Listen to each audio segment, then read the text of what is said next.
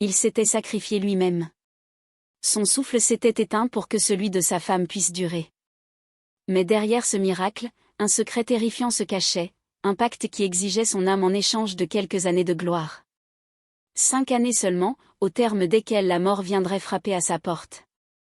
Voilà l'histoire de Mec, un homme qui croyait sauver l'amour de sa vie, mais qui allait découvrir que chaque choix a un prix, et que certaines promesses ne viennent jamais de Dieu. À 21 ans, Mec n'était qu'un jeune homme pauvre mais courageux. Chaque jour, il enchaînait des petits travaux, gardien de nuit, manœuvre au chantier, espérant un jour offrir une vie meilleure à celle qu'il aimait. Michel, sa femme, était son pilier, douce, calme, le regard empreint de foi. Elle savait apaiser ses colères et sécher ses larmes. Ensemble, ils partageaient des repas simples, parfois même seulement du pain et de l'eau, mais ils trouvaient leur richesse dans la prière et dans la conviction que demain serait meilleur. Pourtant, autour d'eux, le contraste était saisissant. Josué, ancien camarade de Mec, roulait dans une Range Rover flambant neuve, vêtue des plus belles marques, entouré d'un luxe que personne ne pouvait ignorer. Derrière son sourire, il cachait un secret sombre, il avait donné sa vie au monde obscur pour obtenir pouvoir et richesse. Plusieurs fois, il avait tenté de convaincre Mec de le suivre dans cette voie. Mais le jeune homme, malgré la faim et les humiliations, refusait catégoriquement. « Dieu nous élèvera au temps marqué », répétait-il avec une assurance fragile mais sincère. Ce qui liait Mec et Michel, c'était une force invisible, un amour pur, forgé dans les privations mais nourri d'espérance. Aux yeux des voisins, ils formaient un couple modèle, 2 jeunes sans rien, mais capables de sourire dans la tempête. Pourtant, derrière leurs rires et leurs prières, une fissure commençait déjà à se dessiner, invisible mais fatale. Car nul ne peut échapper éternellement aux épreuves de la vie. Voilà comment l'amour le plus pur allait devenir une malédiction, et comment un simple choix allait bouleverser des vies entières. Mais pour comprendre cette histoire dans toute sa profondeur, il nous faut revenir là où tout a commencé, à leurs 21 ans, au jour de leur mariage. À 21 ans, tout semblait commencer comme un rêve fragile mais lumineux. Leur mariage n'avait rien des fastes et des grandes salles brillantes. Une simple cour, des bancs en bois, quelques plats préparés par les voisines, et 2 cœurs qui s'étaient dit oui devant Dieu et les hommes. Les invités chantaient, les enfants dansaient pieds nus sur la terre rouge, et certains murmuraient « Ils n'ont rien, mais regardez comme ils s'aiment ». Dans les yeux de Michel, il n'y avait ni bijoux, ni voile luxueux, mais une lueur de certitude, elle croyait en l'homme qu'elle avait choisi. Quant à Mec, il répétait aux anciens qui lui serraient la main « Un jour, je bâtirai une maison digne pour elle. Je vous le dis, même si aujourd'hui je n'ai rien, demain parlera pour moi. » Les jours qui suivirent furent peints dans une tendresse sincère. Chaque matin, Michel se levait avant l'aube pour préparer du maïs, parfois juste une bouillie claire qu'il partageait dans un bol ébréché. Elle fredonnait en cuisine, et souvent, en passant derrière elle, Mec l'enlaçait en murmurant « Même si c'est peu, je suis riche parce que tu es là. » Puis il sortait travailler, souvent comme manœuvre sur un chantier, parfois comme gardien de nuit, rentrant avec à peine de quoi acheter un pain. Mais le soir, ils priaient ensemble, leurs mains serrées, leurs yeux levés vers un ciel qui leur semblait écouter. Dans ces prières, il n'y avait pas de demande folle, juste un murmure « Seigneur, aide-nous à rester debout. » Pour Mec, la dignité valait plus que l'or. « Je préfère mourir debout que vivre à genoux devant l'argent sale », disait-il à ceux qui l'interrogeaient sur ses ambitions. Michel, elle, croyait en un futur simple mais stable, une maison, des enfants, la paix. Tous deux partageaient une conviction inébranlable, Dieu finirait par se souvenir d'eux. Mais déjà, une ombre passait parfois au coin de la rue. Josué, l'ami d'école devenu un homme au regard froid et aux habits importés, roulait dans une Range Rover étincelante. Lors d'une visite, il avait ri en voyant Mec revenir couvert de poussière après une longue journée. « Mon frère, tu t'abîmes pour rien. Tu crois encore que le ciel nourrit les pauvres ? Regarde-moi, j'ai choisi une autre voie. Rejoins-moi, et toi aussi tu connaîtras le pouvoir. » Mec avait levé la main comme pour clore le débat. « Garde tes promesses. J'ai faim, oui, mais je ne vendrai pas mon âme. Dieu nous élèvera, même si toi tu ne crois plus. » Ces paroles étaient prononcées avec force, mais au fond, la vie commençait déjà à montrer ses limites. Car si leur amour brillait comme une flamme, les vents de la pauvreté allaient bientôt souffler plus fort. Et ce fut dans ces petites fissures, entre le pain manquant et les dettes qui s'accumulaient, que naquirent les premières tensions de leur couple. Les lendemains du mariage n'avaient pas effacé la dureté de la vie. Au contraire, ils l'avaient rendue plus tranchante. À 22 ans, Meg rentrait souvent le soir avec les poches vides et la poussière des chantiers collée à son front. Michel l'accueillait toujours d'un sourire, mais derrière ses yeux brillait une inquiétude silencieuse. Comment nourrir deux ventres avec presque rien? Les voisins, eux, murmuraient, ils s'aiment, mais l'amour ne remplit pas les marmites. Ces phrases, Meg les entendait parfois au détour d'une ruelle, et elles lui brûlaient l'âme. C'est ainsi qu'il commença à se rendre aux petits jeux de hasard du quartier. Rien de grandiose, quelques pièces mises sur une table, un espoir que les dés tombent en sa faveur. Il rentrait souvent bredouille, mais avec une phrase répétée comme une excuse, « Un jour, la chance tournera ». Michel, en l'écoutant, répondait doucement, « La chance, ce n'est pas pour nous. C'est Dieu qui donne, pas les cartes ni les dés. » Mais ces paroles, aussi vraies qu'elles étaient, ne comblaient pas la honte de son mari. Les disputes commencèrent à s'infiltrer dans leur maison comme un vent froid. Jamais de cris, jamais de coups. Juste des silences lourds, des regards détournés, des soupirs qui disaient plus que des mots. Michel lui reprochait de gaspiller ce qu'il n'avait pas, mais lui rétorquait qu'elle ne comprenait pas le poids qu'un homme portait quand il ne pouvait pas offrir à sa femme une vie digne. « Tu crois que j'aime rentrer les mains vides ? Tu crois que ça ne me tue pas ?» lançait-il parfois, la voix tremblante. Alors Michel posait ses mains sur les siennes et murmurait, « Tu es déjà assez pour moi. Laisse les gens parler, je ne veux pas de l'or, je veux la paix. » Mais le monde extérieur ne cessait de les rappeler à leur misère. Un après-midi, alors que Meg, accroupi, tentait sa chance sur un jeu de rue, une Range Rover s'arrêta. La vitre se baissa, et le rire de Josué fendit le silence. « Mon frère, toujours là à gratter des miettes ? Tu perds ton temps. Accepte ma proposition et tu ne connaîtras plus jamais la honte. » Tous les regards du quartier se tournèrent vers eux. Meg sentit ses joues s'embraser de honte. Il se leva lentement, le regard dur, et répondit d'une voix ferme, « Garde tes richesses, Josué. Moi, je crois encore qu'un jour Dieu me fera grâce. » Josué éclata d'un rire méprisant et fit rugir son moteur, laissant derrière lui un nuage de poussière et une humiliation cuisante. Michel, qui avait observé la scène de loin, rejoignit son mari et posa une main sur son épaule, « Ne l'écoute pas. Tu n'as pas besoin de ce monde-là. » Mais dans les yeux de Meg, un doute grandissait. Combien de temps encore pourrait-il tenir ? Car si la pauvreté détruit doucement les rêves, la maladie, elle, allait bientôt frapper comme un coup près. Tout commença par des signes discrets, presque banals. Michel se plaignait de petites fatigues, de vertiges passagers.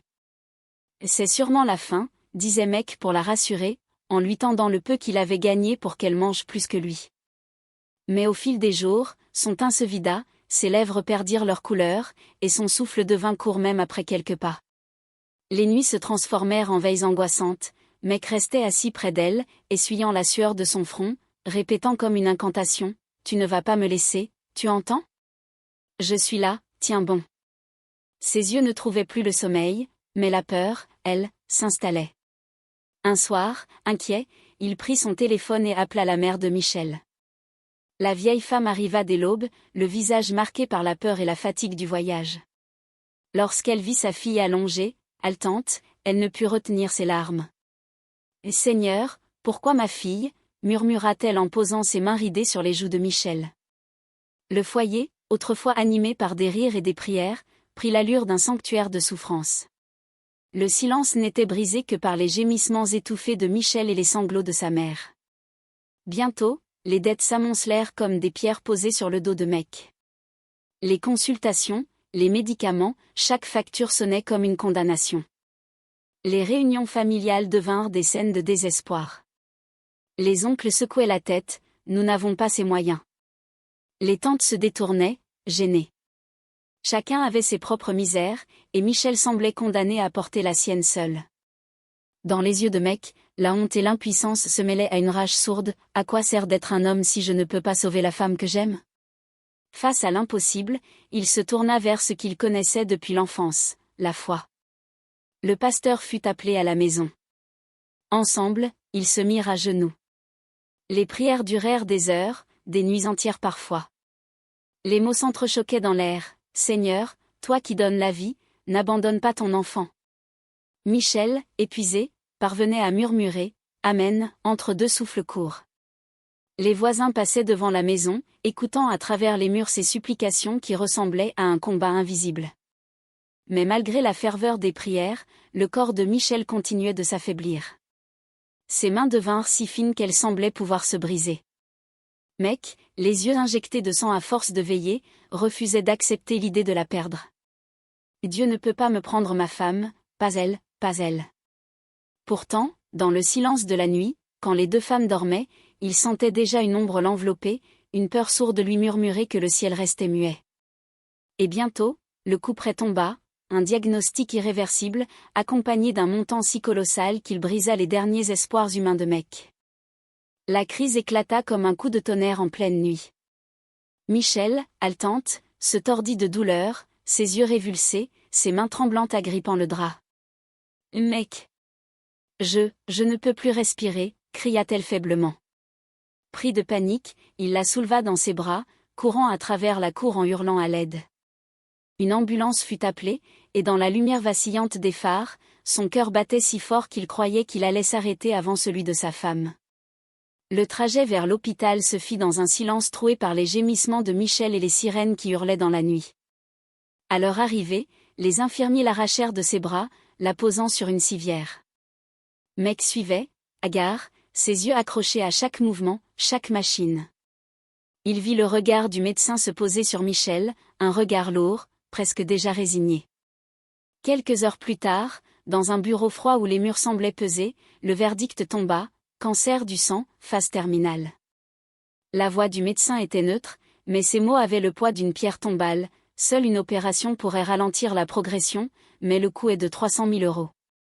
300 000. Le chiffre résonna dans la tête de Mec comme un écho sans fin. 300 000, alors qu'il avait à peine de quoi acheter du riz.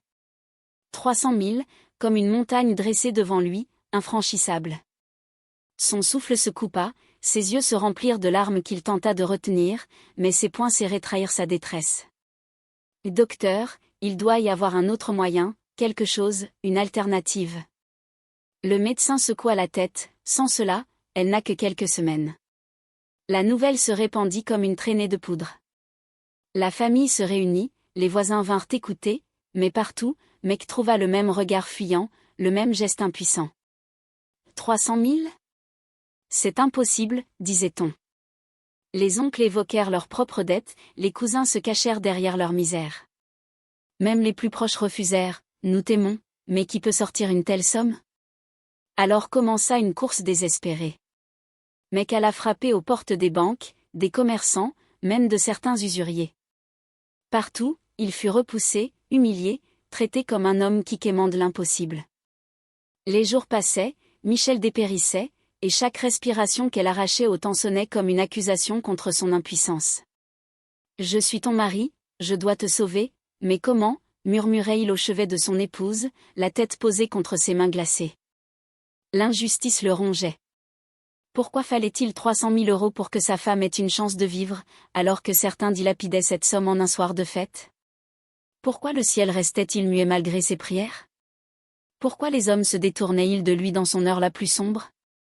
Ce soir-là, alors qu'il marchait seul dans la cour de l'hôpital, les larmes brouillant sa vue, un nom traversa son esprit comme une tentation irrésistible, Josué. L'homme qu'il avait toujours repoussé. L'homme dont les richesses avaient une odeur obscure. Le seul, peut-être, qui pouvait briser cette barrière de 300 000. Et dans un souffle de désespoir, Mec comprit qu'il était au bout du rouleau. La nuit suivante, ses doigts tremblants composèrent le numéro qu'il s'était juré de ne jamais appeler. Le matin qui suivit le diagnostic avait le goût d'un enterrement. Le soleil brillait au dehors, mais pour Mec, tout semblait déjà éteint. Michel gisait sur son lit d'hôpital, ses paupières closes, son souffle faible et irrégulier. Chaque bip de la machine à ses côtés sonnait comme un compte à rebours, chaque tic-tac de l'horloge accrochée au mur résonnait comme un rappel cruel, le temps s'écoulait et il n'avait rien. 300 000 €. Une somme qui dépassait l'entendement. Une muraille que même ses prières les plus ardentes n'avaient pas ébranlée. Dès les premières heures, il reprit sa quête désespérée. Il frappa à la porte des commerçants du marché, implora des collègues du chantier, se rendit même chez des usuriers connus pour briser des vies. Partout, il fut rejeté. Les uns répondaient par des silences gênés, d'autres riaient de son audace. 300 000 ? Même ton ombre ne vaut pas ça. Chaque refus creusait un peu plus le trou dans son cœur. Ses genoux fléchissaient, mais il continuait, comme un condamné qui refuse de croire à la corde déjà autour de son cou. Et chaque fois que ses pas le ramenaient à l'hôpital, une image revenait hanter son esprit, Josué, son sourire carnassier, sa Range Rover qui éclaboussait la poussière, ses mots moqueurs, « Mon frère, tu crois encore que le ciel nourrit les pauvres ?» À présent, ces phrases résonnaient comme des prophéties qu'il aurait voulu étouffer. Il voyait devant lui l'or, les montres, les femmes autour de Josué, et il se demandait, pourquoi lui, sans rien, et Josué, avec tout ? Était-ce cela, la justice du monde ? Pourtant, Mec tenta encore de résister. Il fit venir le pasteur, ils prièrent dans la chambre d'hôpital. Les mots montaient, puissants, portés par la foi. « Seigneur, toi qui as ressuscité Lazare, tu peux ressusciter Michel. » Mec tombait à genoux, les larmes inondant ses joues, sa voix brisée criant « Je refuse de la perdre, je refuse. » Mais quand il ouvrit les yeux, Michel était toujours là, pâle, faible, suspendu à un souffle fragile. Le ciel semblait s'être bouché. La nuit tomba, froide et lourde. Le médecin passa, insistant « Monsieur, si vous n'apportez pas l'argent, nous ne pourrons rien faire. » Les mots achevèrent de briser le dernier rempart de Mec. Assis dans le couloir, les mains dans les cheveux, il murmura « Non, elle ne peut pas mourir, pas elle. » Son esprit se brouilla. Le visage de Josué revint, plus clair, plus présent, comme une voix intérieure. Alors, dans un geste d'abandon total, il sortit son téléphone. Ses doigts tremblaient, mais il composa le numéro. Lorsque Josué décrocha, Mec hurla, sa voix fendue par les larmes « Frère, aide-moi. Ma femme va mourir, je t'en supplie, aide-moi. » À l'autre bout du fil, un silence, puis un rire bas, presque inaudible. La voix de Josué répondit « Je t'avais dit que ton Dieu te laisserait tomber. Prépare-toi, je vais t'ouvrir les yeux. » Et ce fut ainsi que Mec s'engagea sur le chemin qu'il avait juré d'éviter, un chemin qui menait droit à la concession de la déesse. Josué vint le chercher dans une berline noire, les vitres teintées cachant son regard satisfait. Le trajet fut silencieux, pesant, Mec serrant son téléphone comme un chapelet inutile. Quand la voiture franchit les grilles d'une vaste propriété, il découvrit la démesure, une villa blanche à colonnes, éclairée comme un palais, une piscine où se reflétaient les néons, et dans le garage, des voitures alignées, marques étincelantes du luxe. Des gardes du corps, vêtus de noir, postés comme des statues, encadraient l'entrée. Tout respirait la puissance, mais aussi quelque chose de glacial, comme si derrière chaque objet brillait une ombre. Josué, le sourire figé, l'introduisit sans un mot dans une pièce obscure. Les odeurs changèrent brusquement, l'air se fit lourd, saturé d'encens. Le sol de terre battue contrastait avec le marbre de la maison, comme si l'on avait basculé dans un autre monde. Là, au centre, une femme se tenait, immobile, le visage à moitié voilé. Ses yeux, deux lueurs froides, fixaient Mec comme s'il scrutait son âme. La déesse ricana, un son qui fit vibrer les murs. D'un geste lent, elle pointa une toile suspendue. Mec y vit Michel, allongé à l'hôpital, le visage blême, un souffle à peine perceptible. À ses côtés, sa belle-mère sanglotait, les mains serrées contre son cœur. L'image vibrait, si réelle qu'il tendit la main. « Non. Sauve-la. Elle est tout pour moi, » cria-t-il, la voix fendue par la peur et l'amour. La déesse ricana encore, un rire sec, sans pitié, puis caressa du bout des doigts un cercueil posé près d'elle. Alors sa voix s'éleva, grave, résonnant dans chaque recoin. « Homme de chair, ton amour te conduit jusqu'à moi. Tu veux sauver ta femme ? Alors tu dois payer. La vie ne se rachète qu'avec la vie. Donne-moi ton souffle, et en échange, elle se relèvera. Tu entreras dans ce cercueil et goûteras à la mort, mais je te rendrai au monde des vivants pour 5 années de gloire et de fortune. À la 5e pleine lune de la 5e année, je viendrai chercher ton âme, car nul ne trompe la mort. Elle marqua une pause, ses yeux brûlants comme deux braises. Puis, d'une voix plus douce, mais infiniment cruelle, elle ajouta. Mais sache-le, la richesse n'est jamais gratuite. Chaque graine que ta femme portera dans son ventre devra être arrachée avant le 5e mois.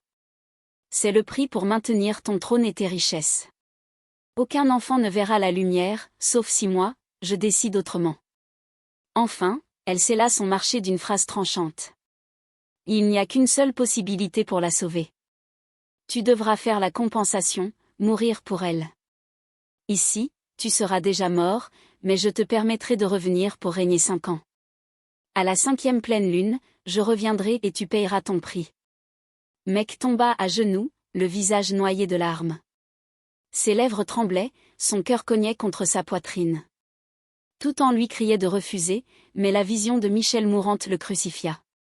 Dans un souffle, il murmura, « Oui, si c'est pour elle, je le ferai. » La déesse sourit, dévoilant des dents fines comme des lames. Elle ouvrit le cercueil et d'un signe de main, invita Mec à s'y allonger. Le bois glacé mordit son dos. La dernière chose qu'il entendit fut le rire de Josué, se mêlant au souffle de la déesse. Et pendant que le couvercle se refermait sur lui, à l'hôpital, Michel ouvrit soudain les yeux, respirant profondément, comme tiré d'un cauchemar. 3 jours s'étaient écoulés depuis la nuit du cercueil. 3 jours où le monde avait cru que Mec avait disparu, avalé par le silence. Mais ce matin-là, à l'hôpital, quelque chose d'inexplicable se produisit. Alors que Michel, désormais hors de danger, discutait faiblement avec sa mère, un mouvement dans le couloir fit lever toutes les têtes. Des palos résonnaient, réguliers, comme ceux d'un revenant. Quand la porte s'ouvrit, Michel resta figé. Son mari se tenait là, le visage amaigri mais vivant, les yeux emplis d'une intensité nouvelle. Un cri jaillit de sa gorge, « Mec !» Elle se jeta dans ses bras, ses larmes coulant sans retenue. Sa mère accourut, serrant le jeune homme avec une force qu'elle ne croyait plus avoir. « Mon fils, Dieu t'a ramené. » La chambre devint un torrent d'émotions. Les infirmiers, eux-mêmes, reculèrent, incapables de comprendre. Le médecin, murmurait « C'est impossible, elle n'avait aucune chance. » Mais l'impossible se tenait debout devant eux. Très vite, la nouvelle se répandit dans les couloirs, puis au quartier, puis dans toute la ville. Michel, elle était guérie du cancer. Le pasteur arriva en courant, une Bible serrée contre sa poitrine. Lorsqu'il vit le couple enlacé, il leva les mains au ciel et s'écria, « Voici la preuve que Dieu agit encore aujourd'hui. Louez l'Éternel. » La chambre se transforma en une église improvisée, chants, bénédictions, voisins entassés jusqu'au couloir. Les plus sceptiques eux-mêmes murmuraient, « Cet homme est un élu. » Mec souriait, mais au fond de ses yeux brillait un éclat que personne ne voyait.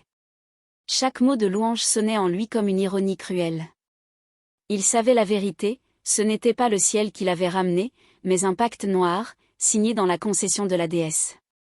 Chaque embrassade, chaque bénédiction ajoutait un poids sur sa poitrine. Il voulait croire que tout cela en valait la peine, mais la voix de la déesse, avec ses rires froids, résonnait encore, 5 ans seulement. Pourtant, il joua son rôle à la perfection. À Michel, il dit, « Tu vois, Dieu a entendu nos prières. » Elle, rayonnante, le serra plus fort, convaincue que sa foi avait été récompensée. À sa belle-mère, il jura, « Je resterai toujours là pour elle. » Devant le pasteur, il baissa la tête, humble en apparence, comme un homme transformé par un miracle. Mais sous cette façade, il sentait déjà la chaîne invisible de la déesse s'enrouler autour de son âme. Le soir, alors que la chambre se vida, il resta seul quelques minutes, observant Michel endormie. Elle respirait paisiblement, ses joues colorées comme avant la maladie. Ce spectacle lui donna un répit, un souffle d'allégresse qu'il voulut croire vrai. Mais ses poings serrés disaient le contraire. Ce bonheur avait un prix. Et dans les jours qui suivirent, un autre miracle encore plus troublant vint frapper sa vie, la richesse, soudaine et étourdissante, comme une vague prête à l'engloutir. Le premier signe arriva comme un éclair dans une nuit sans lune. Quelques jours seulement après son retour de l'hôpital, Mec rêva de chiffres précis, alignés comme des étoiles dans son esprit. À son réveil, Il hésita, la sueur collée à son front. Ce n'était qu'un rêve, se dit-il d'abord. Mais quelque chose en lui, une voix qu'il connaissait déjà, murmurait, va jouer ses numéros. Il obéit. Le soir même, les résultats tombèrent, 300 000 euros. Exactement le montant que le médecin avait réclamé pour sauver Michel. Un rire nerveux lui échappa, mais ce rire se brisa vite en silence, car il savait. Ce n'était pas un miracle. C'était le sceau du pacte. Michel, elle, s'effondra en larmes de gratitude. « Seigneur, tu nous as relevés. Tu as changé nos cendres en gloire. » Elle priait, les mains levées, croyant que le ciel leur avait enfin souri.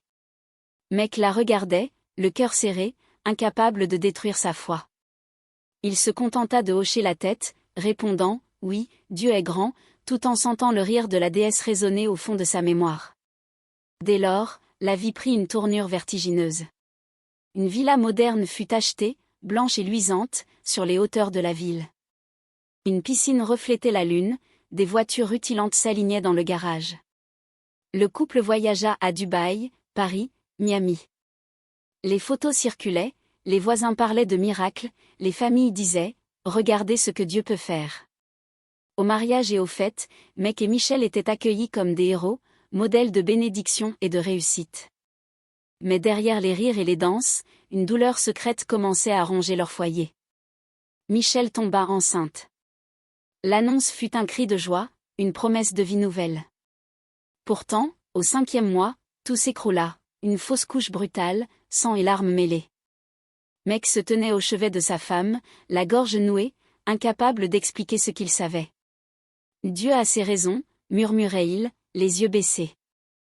Michel, en pleurs, serrait sa main, répétant « Pourquoi nous, Seigneur ? Pourquoi ?» Le cauchemar se répéta. Une deuxième grossesse, un deuxième espoir brisé au même mois, un deuxième drame. Chaque fois, Michel se demandait ce qu'elle avait fait pour mériter une telle malédiction. Chaque fois, Mec portait seul la vérité comme une croix invisible. Dans les salons, ils souriaient, leurs habits éclatants dissimulant les cicatrices de leur nuit. Mais dans leur chambre, Michel pleurait en silence, et Mec, les poings serrés, entendait la voix de la déesse, la richesse a un prix. Pour le monde, ils incarnaient la réussite, les bénis, les élus. Mais pour eux, chaque éclat de champagne avait un arrière-goût amer, chaque photo rayonnante cachait une cicatrice. Jusqu'au jour où, contre toute attente, Michel sentit de nouveau la vie bouger en elle, une grossesse qui allait bouleverser la règle cruelle du pacte. Quand Michel annonça à Mec qu'elle attendait de nouveau un enfant, son sourire fragile fut comme une étincelle dans l'obscurité. Ses yeux brillaient, elle caressait doucement son ventre, murmurant « Cette fois, je le sens, Dieu nous a exaucés ». Dans sa voix, une note d'espérance renaissait, comme si les fausses couches passées n'étaient que des épreuves balayées par la grâce. Mais dans le cœur de Mec, l'espoir et l'angoisse s'entrechoquaient comme deux lames. Il souriait pour elle, il posait sa main sur son ventre, mais à l'intérieur de lui, une seule phrase résonnait, « Le 5e mois viendra ». Chaque jour devint une lutte silencieuse.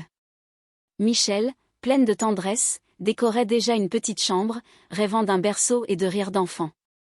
Elle parlait du prénom, des habits, des fêtes de naissance. Mec, lui, hochait la tête, mais ses nuits étaient hantées. Dans ses cauchemars, il voyait des ombres s'approcher du lit de Michel, leurs mains invisibles arrachant la vie avant qu'elle n'éclose. Au réveil, il s'essuyait le front trempé de sueur, murmurant seul « Seigneur, pardonne-moi ». Michel remarquait son trouble. « Tu es inquiet ?» lui demandait-elle parfois. Il répondait « Non, je pense juste à tout ce qu'il faut préparer ». Elle souriait, croyant à son dévouement, sans imaginer le gouffre qui se creusait en lui. Sa joie fragile contrastait avec la paranoïa qui rongeait son mari. Puis vinrent les premiers signes troublants. Les nuits, Michel entendait des bruits étranges dans la maison, des grincements, des chuchotements qu'elle attribuait au vent. Une fois, elle se réveilla en sursaut, persuadée qu'une silhouette s'était assise près de son lit. Mec bondit, parcourut la chambre, mais ne trouva rien. Pourtant, lui aussi ressentait ses présences, une odeur d'encens amer, un souffle froid passant sur sa nuque alors qu'il veillait Michel. La déesse ne restait pas loin, elle surveillait. Les semaines s'écoulaient, le ventre de Michel s'arrondissait, et avec lui grandissait une peur insoutenable. Chaque jour de plus était un défi contre la loi du pacte. Chaque rire de Michel sonnait comme un défi lancé au destin, mais chaque silence nocturne lui rappelait que la hache pouvait tomber à tout moment. Meg se retrouva un soir seul dans le salon, les mains crispées sur sa tête, murmurant « Si elle perd encore, elle mourra avec ». Ses yeux injectés de sang fixaient le vide.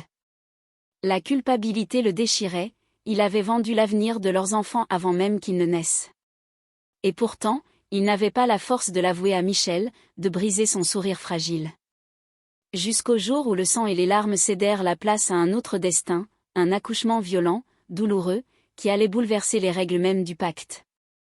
La nuit de l'accouchement fut une nuit de tempête, même sans pluie. Michel criait, ses mains agrippant les draps avec une force désespérée. Son visage ruisselait de sueur, ses yeux se révulsaient par moments, et sa poitrine se soulevait comme si chaque souffle était le dernier. Les sages-femmes se bousculaient, l'une murmurant « Nous la perdons », tandis qu'une autre appelait déjà pour du sang. Dans le couloir, Meg tournait en rond, le visage blême, le cœur frappant ses côtes comme un tambour funèbre. Les gémissements de Michel, entrecoupés de prières tremblantes, emplissaient tout l'espace. « Seigneur, ne m'abandonne pas ». Puis vint un silence terrifiant. Michel s'effondra, ses lèvres bleues, son souffle presque éteint. Les sages-femmes secouaient sa poitrine, appelaient son nom. « Michel. Tiens bon. » Les minutes s'étiraient comme des heures, la frontière entre la vie et la mort se brouillant. C'était comme si une main invisible tirait déjà son âme, et dans le couloir, Meg, les yeux fous, murmurait « Pas elle, pas maintenant ». Et soudain, un cri. Un cri d'enfant, perçant, strident, qui fendit l'air comme un éclair dans l'orage. Puis un deuxième, plus doux, presque fragile, qui se mêla au premier comme une mélodie dissonante. Deux vies venaient de jaillir là où la mort régnait encore. Michel, inerte quelques secondes, reprit son souffle dans un râle profond, ses yeux s'ouvrant lentement. Ses mains, tremblantes, cherchèrent à toucher ce qu'elle entendait. Les sages-femmes, éberluées, tinrent dans leurs bras deux nouveau-nés, un garçon et une fille. Le premier hurlait avec une force inhabituelle, ses petits poings serrés comme s'il voulait déjà se battre contre le monde. La seconde, silencieuse par instants, fixait l'entourage de ses grands yeux, étrangement éveillés pour un nouveau-né. « Ce sont des jumeaux », chuchota l'une d'elles, incapable de cacher sa stupeur. La nouvelle fit éclater une joie immédiate. La famille, les voisins, tous accoururent, chantant, dansant, louant Dieu pour ce miracle. Michel, épuisée mais souriante, serra ses enfants contre elle, répétant entre deux larmes « Merci Seigneur, tu nous as visités ». Mais Meg, au milieu des acclamations, sentit son sang se glacer. Car en observant les nouveau-nés, il remarqua des détails qui échappaient aux autres. Sur l'épaule du garçon, une petite tache sombre, ronde, semblable à une lune éteinte.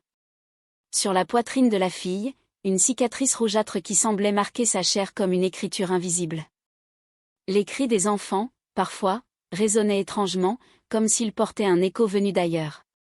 Et lorsqu'il prit le garçon dans ses bras, un frisson glacial remonta le long de son dos, la même sensation qu'il avait ressentie dans la concession, près des cercueils. Il força un sourire, serrant les enfants contre lui, car tout le monde les regardait. Mais au fond de lui, il comprit, la déesse avait décidé. Elle avait laissé ses deux vies s'arracher à la loi du pacte, mais pas sans empreinte. Ces enfants n'étaient pas seulement un cadeau, ils étaient aussi un rappel, une promesse sombre que rien n'était fini. Et tandis que les chants de célébration emplissaient la maison, une autre étape s'ouvrait pour eux, un retour triomphal en Afrique, où la gloire et les illusions viendraient recouvrir ces cicatrices invisibles. Le retour en Afrique prit des allures de triomphe antique. À 28 ans, Meg et Michel organisèrent ce que beaucoup appelèrent le mariage de la décennie. Non pas celui de leurs 21 ans, modeste et discret, mais une célébration somptueuse, où la gloire semblait enfin avoir récompensé leur patience. Des voitures de luxe en file indienne escortaient le couple, des caméras de chaînes locales retransmettaient la fête, et des invités venus de loin, vêtus de leurs plus beaux habits, se pressaient pour assister à ce spectacle. Dans une immense salle décorée de cristaux et de fleurs rares, Michel, radieuse dans une robe étincelante, tenait la main de Meg, l'homme qui, aux yeux du monde, avaient prouvé que rien n'était impossible. Les affaires prospéraient aussi rapidement que leur réputation. Des villas achetées et revendues, des entreprises créées, des investissements fructueux. Partout où il allait, Mec était accueilli comme un modèle, le gardien de nuit devenu magnate, titraient les journaux. On l'invitait aux conférences, aux plateaux télévisés, aux dîners mondains. Les jeunes l'admiraient, les anciens le respectaient. Même les pasteurs, ignorant tout du pacte, bénissaient son parcours, affirmant « Voilà ce que Dieu peut faire ». Michel, toujours pieuse, y voyait l'accomplissement de ses prières. Elle témoignait devant des assemblées, parlant des épreuves traversées et de la victoire obtenue. Dans son cœur, elle croyait sincèrement que leur richesse était un signe divin. Elle s'habillait de soie et de perles, mais gardait l'humilité de son sourire. Mec la laissait parler, la regardait avec tendresse, mais ses yeux, parfois, trahissaient un vide que personne ne comprenait. Car sous les paillettes et les acclamations, une autre réalité se cachait. Les nuits de fête, les verres de champagne, les applaudissements des foules ne parvenaient pas à couvrir le grondement sourd de son angoisse. Chaque rire lui paraissait creux, chaque danse une mascarade. Quand il se retrouvait seul, il revoyait le cercueil, l'encens, les yeux brûlants de la déesse. Il entendait encore sa voix, lui rappelant le prix, 5 années seulement. Cette gloire, qui enivrait Michel et éblouissait le monde, n'était pour lui qu'un rappel cruel de sa condamnation. Il vivait comme un roi, mais pensait comme un prisonnier. Et plus la lumière brillait autour de lui, plus l'ombre grandissait en son cœur. Un soir, après une réception fastueuse où il avait été ovationné, Mec rentra seul dans leur villa. Il s'assit au bord du lit, ôta ses chaussures brillantes, et resta des heures, immobile, le regard fixé sur le plafond. Michel dormait paisiblement à côté de lui, mais ses propres yeux ne trouvèrent pas le sommeil. Dans ce silence, il entendit un murmure froid, presque imperceptible, glisser dans la chambre, ton temps diminue. Et ce fut ainsi que commencèrent ses cauchemars, plus réels que ses jours, annonçant que derrière la richesse flamboyante, l'étreinte de la mort l'attendait déjà. Les nuits devinrent son pire supplice. À 29 ans, Mec se réveillait en sursaut, trempé de sueur, son souffle coupé, ses yeux écarquillés dans le noir. Toujours la même scène, la déesse, assise sur un cercueil, ses doigts longs tapotant le bois comme un tambour. Elle le fixait, puis éclatait d'un rire strident, son écho résonnant dans sa poitrine. Et à chaque rêve, la même phrase, répétée avec une cruauté glaciale, ton temps diminue, la 5e lune approche. Mec se levait alors, traversait le couloir de leur villa, et s'asseyait seul au bord de la piscine. La lune se reflétait dans l'eau, et il avait l'impression de voir son propre visage s'y dissoudre. Ses mains tremblaient, ses lèvres murmuraient des prières brisées qu'il n'avait plus la force de croire. Et Seigneur, si tu es vraiment là, sauve-moi, sauve-moi de moi-même.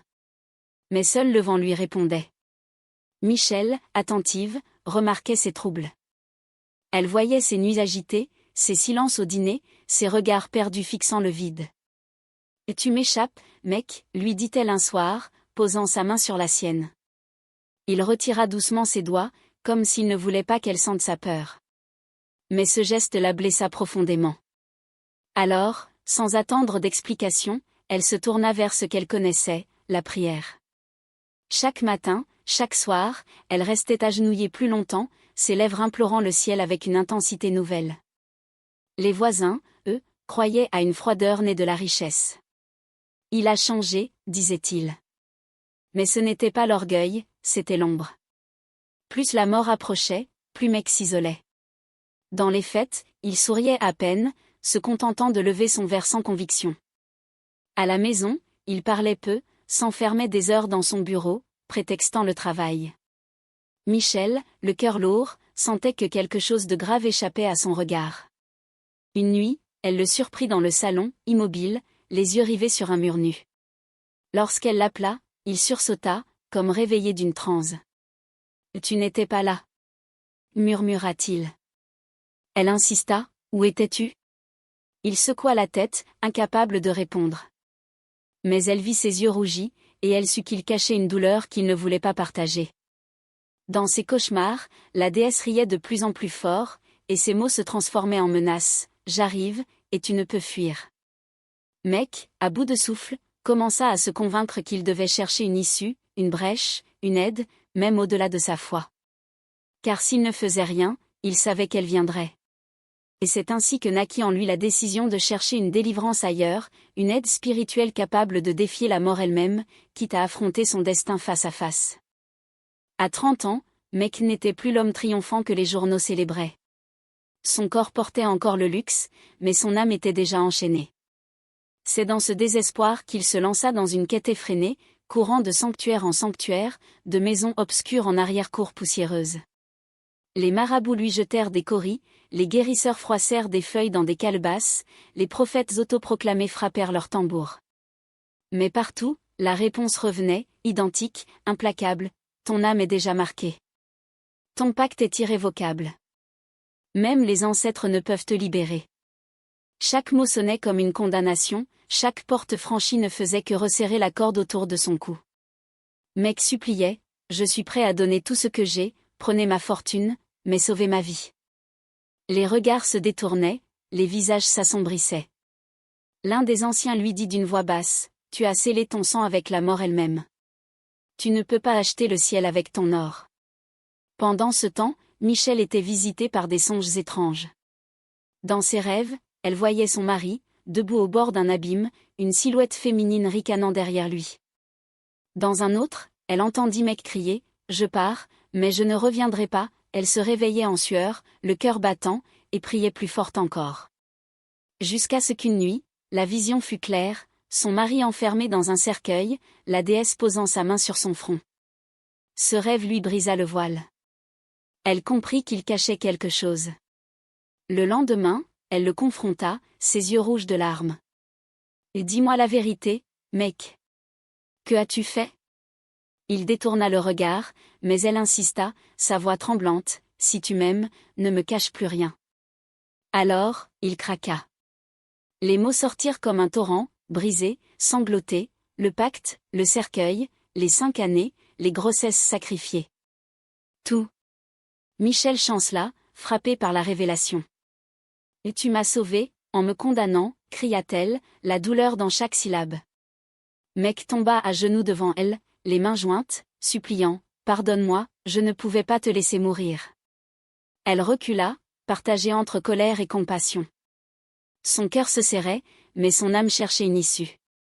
Elle posa ses mains sur sa tête et dit, en pleurant, « Tu as vendu ton âme, mais je me battrai pour elle. » Ils prièrent ensemble cette nuit-là, pour la première fois dans une vérité nue. Pas pour la richesse, pas pour le luxe, mais pour une seule chose, le salut de Mec. Les murs de la maison vibrèrent de leurs cris, de leurs larmes, de leurs invocations. Mais même dans ce feu de prière, Mec entendait au loin le rire de la déesse. Et pendant qu'ils se tenaient ainsi, le temps avançait inexorablement, les préparant à la nuit fatale où la promesse de la 5e lune viendrait frapper à leur porte. La 5e pleine lune s'était levée, ronde et implacable, éclairant la villa comme un témoin silencieux. L'air était lourd, presque irrespirable, chaque arbre autour de la maison semblant retenir son souffle. Michel, déjà prévenu par ses rêves, avait transformé la maison en sanctuaire. Depuis 3 jours, elle veillait, priant sans relâche, invitant des fidèles à se joindre à elle. Dans le salon, les chants s'élevaient, les mains frappaient, les cœurs imploraient. Mais derrière la ferveur, une peur sourde envahissait chaque recoin. Les signes de la présence de l'ombre se firent bientôt visibles. À minuit, une rafale glaciale traversa les couloirs, faisant claquer les portes malgré qu'elles soient fermées. Les bougies allumées pour la prière se mirent à vaciller tout ensemble, certaines s'éteignant brusquement. Un parfum âcre d'encens, semblable à celui de la concession de la déesse, envahit l'air. Michel tressaillit, mais redoubla ses prières, sa voix ferme malgré ses larmes, « Seigneur, ta lumière est plus forte que toutes les ténèbres. » Puis l'impensable arriva. Une silhouette féminine apparut au milieu du salon, sombre et scintillante à la fois, ses yeux brûlants comme 2 braises. C'était elle, la déesse, venue réclamer son dû. Le sol vibra sous ses pas, et sa voix résonna, glaçante, « Je viens chercher ce qui m'appartient. » Tous les fidèles présents reculèrent, certains tombèrent à genoux, incapables de soutenir son regard. Michel, tremblante mais debout, s'interposa. Elle éleva sa voix plus fort que les chants, « Tu ne toucheras pas à mes enfants. » Alors commença une lutte invisible mais palpable. La déesse avançait, ses rires résonnants, et chaque rire faisait trembler les murs. Michel priait, frappant le sol de ses mains, appelant le nom de Dieu avec une intensité qui fit pleurer ceux qui l'écoutaient. Des éclats de lumière semblaient jaillir de sa bouche, repoussant un instant l'ombre. Les enfants, endormis dans leur chambre, furent secoués par des cris étranges. Michel accourut, se tenant devant leur porte comme un bouclier. « Tu ne les toucheras pas » cria-t-elle, ses larmes ruisselant, son corps frêle tremblant sous la pression spirituelle. Et contre toute attente, la déesse recula légèrement, ricana et dit « Cela, je les laisserai pour plus tard. Mais lui, personne ne peut me le disputer. » Mec, au milieu de la scène, était à genoux, incapable de bouger, comme paralysé. Ses yeux, noyés de peur, cherchaient ceux de Michel. « Pardonne-moi. » souffla-t-il, avant que la déesse n'avance sa main glaciale vers lui. Michel cria, ses prières atteignant un paroxysme, mais la main sombre ne s'arrêta pas. Dans un souffle, la déesse déclara « Ton temps est fini. » Un vent violent traversa la maison, renversant les chaises, éteignant les bougies. Le corps de Mec s'effondra, inerte, ses yeux vides fixant le plafond. Michel hurla, sa voix se brisant en 1000 morceaux, tandis que la déesse disparaissait dans un rire qui résonna longtemps dans les murs. Et dans ce silence glaçant, après le départ de l'ombre, ne restait plus que le corps sans vie de Mec, les sanglots de Michel, et les enfants marqués pour un destin qu'ils n'avaient pas choisi. Le silence après la tempête fut plus effrayant que la scène elle-même. Le corps de Mec gisait immobile au sol, ses yeux ouverts fixant un plafond qu'il ne voyait plus. Mais ce n'était pas seulement un corps sans vie, c'était un vide étrange, un souffle éteint. Tous ceux présents ressentirent le départ, comme si l'air lui-même avait été aspiré hors de ses poumons. Certains jurèrent avoir vu, juste avant son dernier souffle, une brume noire s'élever de sa poitrine, ondulant comme une fumée avant de disparaître dans l'obscurité. C'était l'âme arrachée, emportée sans retour. Michel tomba à genoux près de lui, ses mains secouant son visage, ses larmes tombant sur ses joues froides. « Non, Mec. Reviens. Tu ne peux pas me laisser, » cria-t-elle, sa voix brisée. Ses yeux, emplis de rage et de désespoir, se levèrent vers l'espace où la déesse avait disparu. « Pourquoi lui ? Pourquoi pas moi » hurla-t-elle, frappant le sol de ses poings. Dans ce cri, il y avait tout, l'amour, la trahison, la douleur, la révolte contre un destin scellé. La famille, les voisins et les fidèles qui avaient assisté à la scène restaient paralysés. Certains reculaient, effrayés d'avoir vu la main invisible de la mort. D'autres pleuraient en silence, choqués par ce départ brutal. Les gardiens de la villa, ces hommes forts et impassibles, avaient baissé la tête, incapables de soutenir le regard de Michel. Tous savaient que quelque chose d'inexplicable venait de se produire, mais personne n'osait en parler. Le vide dans la maison devint assourdissant. Là où résonnaient autrefois des chants de louanges, il n'y avait plus que des échos de sanglots. La villa, autrefois orgueilleuse et éclatante de lumière, sembla soudain s'assombrir, chaque pièce portant la trace de cette nuit. Les murs, encore marqués par les flammes des bougies éteintes, semblaient suinter d'un silence glacé. Michel resta longtemps agenouillé, tenant le corps de son mari contre elle, refusant de l'abandonner. Sa voix était devenue un murmure. « Tu avais promis de rester, pourquoi as-tu tenu parole à la mort et pas à moi ?» Personne n'osa la toucher, personne n'osa lui retirer le corps. C'était comme si le temps s'était figé autour d'elle. Quand finalement le corps fut emporté, la maison sembla s'effondrer intérieurement. Les pleurs des enfants, réveillés par le chaos, résonnaient dans les couloirs, un rappel cruel de ce que Mec avait laissé derrière lui. Michel, les yeux gonflés et vides, les prit dans ses bras, chuchotant « Vous êtes tout ce qu'il me reste. » Mais au fond d'elle, elle savait que ce n'était que le commencement d'une détresse plus vaste, d'une vie marquée par l'absence, par le combat invisible qu'elle devrait désormais mener seule. Après la disparition de Mec, la maison perdit son éclat.